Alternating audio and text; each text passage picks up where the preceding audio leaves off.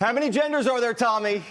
The honest answer, Jesse, I don't care. I'm a libertarian. I don't care. Be what you want to be. You can be what you want to be, Jesse. I think Joe Biden's decision to pardon his family sends a terrible message to the world. I think the presidential pardon power is far too expansive. I would love to see Congress come together and pass a constitutional amendment that says you cannot pardon yourself, you can't pardon your family, you can't pardon your staff. I think all your listeners would support that. Why did he pardon his family? Preemptively. But I also think it sends a terrible message to pardon people who beat the crap out of police officers on live TV. Yeah, they were overcharged. Wait, Daniel Ball assaulted a police officer and threw an explosive device at the Capitol entrance that detonated on 25 cops. Yeah, they were definitely overcharged. But Trump ran on pardoning Jan 6ers, and the country voted for him. So in a way, the country voted for these pardons. But let me ask you, why did he pardon Fauci? I don't know, because Donald Trump put him on an enemies list, and Fauci was a man who was just doing his job in the midst of a pandemic. I haven't seen this enemies list. Can you show me this list? Yeah, read Kash Patel's book, The New FBI Director. You should check it out. It's not a long book. I haven't seen the list yet. I'm joined now by co-host of Pod Save America, Tommy Vietor. Tommy, that was a clip of you with Fox News' Jesse Waters. My new best friend. Yeah. One of your best friends. You just went on his show a couple of days ago. Why did you think that it was important to make an appearance on that show of all shows as we head into, the beginning of the Trump era now? Yeah, I mean, look, part of it was like we were in New York doing some things. They reached out, and I wanted to go on because, I don't know, I think we got to just stop talking to each other as Democrats. It's time to go into some unfriendly places, answer tough questions, push back a little bit. So I did Jesse's show, I did a bunch of other things in New York. It was kind of fun. When you look at where Jesse kind of positions himself among the broader Trump-friendly media ecosystem, obviously he is much farther to the right than most people. Doesn't necessarily strike me as him acting in good faith or open to a good faith debate where he might be willing to change his views on something. This is somebody who's really bought in on the Trumpism. So is there any part of you that was like that kind of doubts the effectiveness of going on somebody like Jesse's show versus, more of a Joe Rogan type, a Theo Von type, where it's not like these guys are super pro-Trump. They're just kind of more right-coded than left. I think you want to do it all. I mean, part of it is that in this new information ecosystem, a cable news hit on a friendly network just kind of ends there. Like, it doesn't live on social, it doesn't go viral, right? And if you can find ways to manufacture a little tension, some controversy, something more interesting, you can do your cable hit, and then it'll get clipped on Twitter or X or TikTok or whatever, and exponentially more people will see it. And I think that's kind of what happened here. I mean, I wasn't going in there with any goal, I didn't think it was a huge deal. I just thought it would be fun to mix it up a little bit. I want to get back into doing more of that stuff. And I'm someone who in the past has said Democrats shouldn't go on Fox because it is an extension of the Republican Party. You're not doing an interview. You're you're talking to conservatives. But now I just think things have changed and we need to just mix it up more. We're not in a media environment anymore where going on Fox News is somehow validating that platform. That ship has sailed. They get not only millions of viewers, but they get more viewers than just about every left-wing show. So to claim that we can't go on there because somehow they'll be validated by our appearances on there is kind of really an archaic perception of all of this. When they asked to bring you on, though, I'm sure they didn't say that Jesse Waters wants to hit you with a barrage of right-wing conspiracy theories. How did they pitch him to you to get you actually to come on? John had gone on. Their producers came by at the convention. They talked to a bunch of us. John went on during the DNC. I said I'd go on some later date, and then being in New York, it just kind of worked out. The funny thing was they were like, here are the topics, like Biden's legacy, what it means for Democrats. And they started with 2 genders. And they're like, how many genders are there? I'm like, okay, so that's what this is going to be. It's him just trying to do get this gotcha. kind of bro-y attack gotcha thing. And so, I was like, okay, I'm not going to necessarily treat this as a serious interview. I'm just going to punch back at this guy a little bit. So moving over to the political environment that we're in more broadly, I'm curious whether your thoughts, Trump has been in office for a couple of days now. Really, he's used his political capital on freeing the January 6th insurrectionists, on broaching this idea of conditioning disaster relief, and even eliminating FEMA, which on its face crazy. Doesn't seem like a great idea, especially when the top 5 states that are impacted by hurricanes are Florida, Texas, Louisiana, North Carolina, and South Carolina, so not exactly any liberal bastions there. I'm wondering if you think that in the way that Trump has presided so far, that he's kind of burning up his political capital too quickly on stupid shit. I think the January 6th pardons were far more sweeping than I'd expected. And I do think it'll be incredibly unpopular. And it was interesting watching Fox News that week and watching them change their spin in real time for whether it was bad or not to beat up cops. Yeah. All of a sudden now the J6 hostages, as they're called, who hit cops were overcharged. That's the new spin, which I doubt, listen, people are pretty polarized on a lot of things. I imagine most Trump voters don't think you should hit a cop with a weapon or bear spray. Yeah. Right. And that's what they're out there defending. So I do think Trump has burned some political capital on the pardons, and it's something Democrats need to talk about ad nauseum.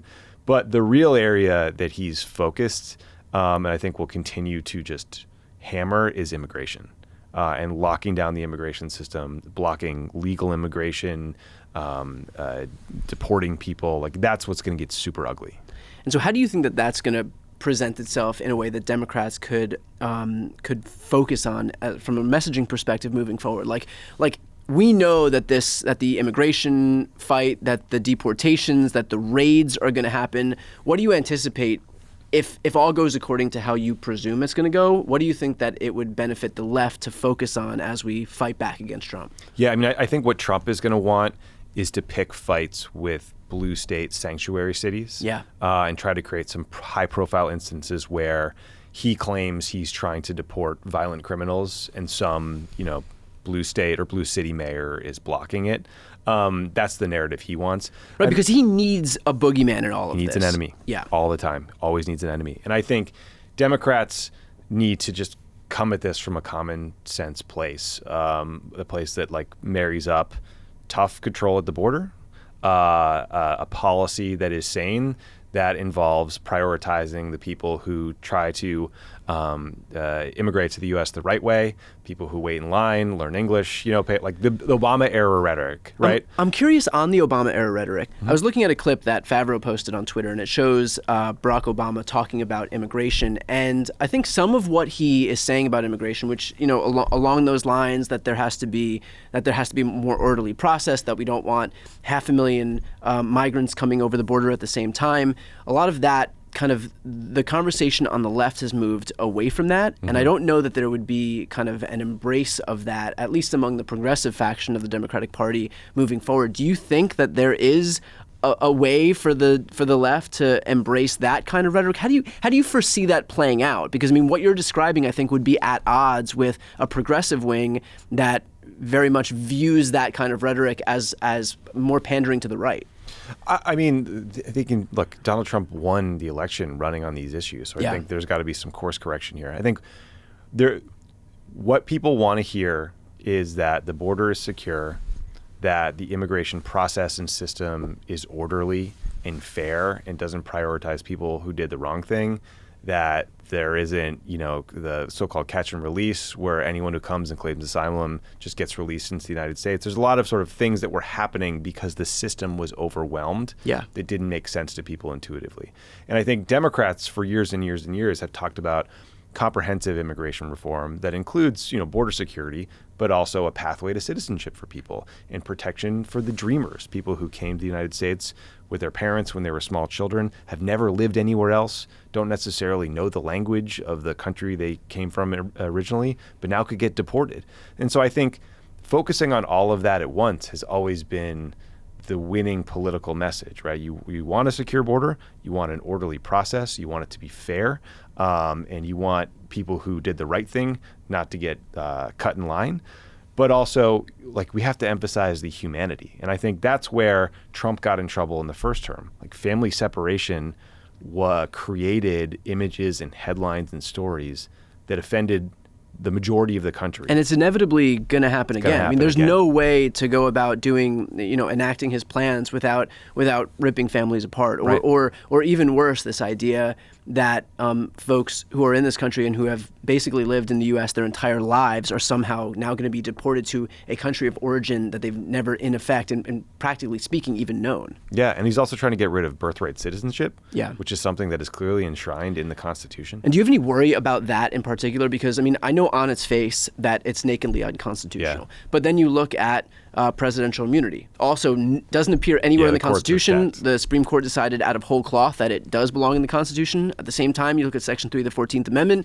That's in the Constitution, saying that anybody who's given aid or comfort to those who've engaged in insurrection or who've incited insurrection themselves, who've previously been in office, can't run for office again. They've decided that that doesn't count in deference to Trump. And so is there any worry that while a federal court rightly struck it down, and I presume the appeals court's going to do the same thing, we already know that Trump is going to appeal this thing all the way up to the Supreme Court if he can, that even something like this is going to really fall in Trump's favor if the Supreme Court just decides, actually he's right. We can interpret it this way. Yeah, I mean, we have a pretty radical right-wing Supreme Court and a number of justices that seem to have been radicalized during the Trump era, right? Including some of their spouses too, get Ginny Thomas like storming the Capitol. So yeah, I'm very worried about that. I'm also worried about Trump doing things that are completely inappropriate and illegal, like using the U.S. military to enforce immigration laws, right? So there's a whole bunch of ways I think this is going to get more extreme. And the question is, will that bother voters? Is this what they want? Because there's some polling that suggests there is support for mass deportation, but I think the question is, once it is being implemented and you are seeing family separation at an industrial scale, right, do people still support that? I hope not. And do you think it'll actually happen? Because there is also a school of thought that Trump is basically going to just slap new branding on the deportations that are happening anyway. I think there's roughly 400 deportations happening per day that had been the recurring number even throughout the Biden administration. That he'll basically do what he did with the wall and say, oh, they're happening en masse right now, and his base will kind of just gobble it up in the same way that he says we built all this brand new wall along the entirety of the southern border. At the end of the day, they built like 52 miles of wall. Yeah, it's a really good question. I think what you're ultimately getting at is whether his heart is in it and he really wants to go through with these kind of deportations. I don't know, but I do think his staff's heart is in it. That's right? What I was just going to say. I think Stephen Miller probably Tom doesn't Homan. care one way or the other. I think he will go whichever way the wind blows. But if you look at the people who he surrounded himself with, the Stephen Millers of the world, the Tom Homans of the world, these are not people, in my opinion, to answer my own question. No, they're ideologues, right? These are not people who are just going to be happy with trying to get some like PR victory. No. These are people who are going to want to actually carry out the plans that they believe that they have a mandate for. Yeah, and I think these are the people that are going to be, they now understand how to control the various, parts of the government and wield power. And, to people wondering, well, why wouldn't Trump want a mass deportation? What would make him oppose it? The economic impact. There could be an economic shock from deporting millions and millions of workers, and suddenly industries can't find people to do jobs that, frankly, Americans don't want to do, like pick crops or et cetera, et cetera.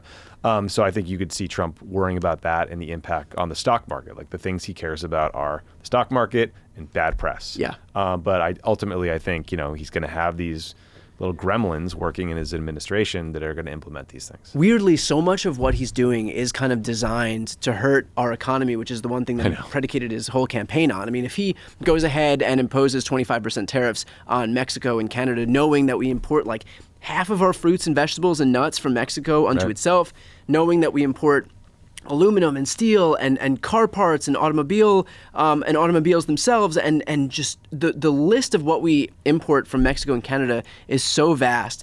Adding on top of that, if you deport, to your exact point, the people who are actually picking the crops and making our economy function, build the houses, like the adverse impact that that's going to have on our economy seems so counterintuitive and so harmful to the very thing that he cares about most, which is making sure that we have a strong economy. And so what do you presume is the rationale here? Or is there no rationale? It's just, okay, what's right in front of me? Let's win the 24-hour news cycle. I've already floated the idea of 25% tariffs, and so kind of following this model of the Roy Cohn School of Management, any backtracking is going to look like weakness, and so I just have to be pot committed. Yeah, I mean, part of it is like looking tough, picking fights, having an enemy. Part of it could be a negotiating position. You know, I mean, there's some talk I've read that he wants to reopen the USMCA trade deal, which is the U.S., Canada, Mexico trade deal that his administration renegotiated. This NAFTA became the USMCA. If they want to open that back up, maybe you start with a threat to slap tariffs on Mexico and Canada as a way of like taking a position. But that seems stupid because, you know, the Canadians have said that they'll put reciprocal tariffs on us. He's also talking about up to 60 or 100% tariffs on the Chinese for various things. So that's when you're getting into like big deal trade war economic challenges. So are you not buying this idea that the only way to solve all of this then is just for Canada to become the 51st state? I think Justin Trudeau should do the right thing. There's still time. There's still time. Well, we'll see if we can get him on here to join us next week as a representative from the state of Canada. Tommy, appreciate you taking the time today. For everybody watching right now, please make sure to help grow the progressive media ecosystem. Please make sure to subscribe to Pod Save America's YouTube channel. I'll put the link right here on the screen and also in the post description of this video. Tommy, thanks, man. And watch Waters World. Watch Waters World. Thank God somebody's out here advocating for Jesse Waters.